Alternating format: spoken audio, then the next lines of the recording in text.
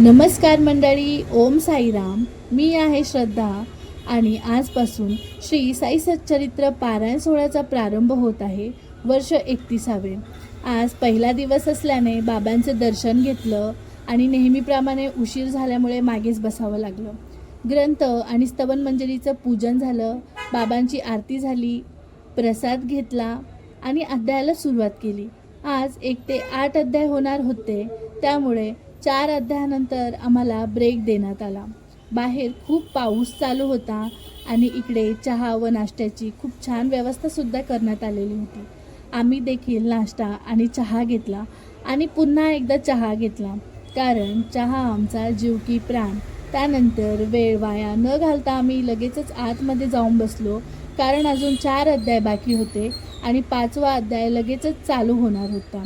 सकाळी 7 ते 11 पुरुष वर्गाचं देखील इथे ग्रंथ वाचन खूप उत्साहामध्ये पार पडलं आणि आमचं 5वा अध्याय चालू झाला.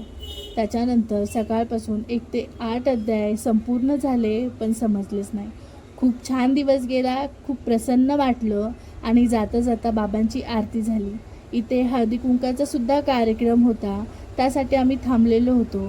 बाहेर पाऊस चालू होता, त्यामुळे इथे बस आणि रिक्षाची सुद्धा व्यवस्था करण्यात आलेली होती आणि आम्ही निघालो घरी.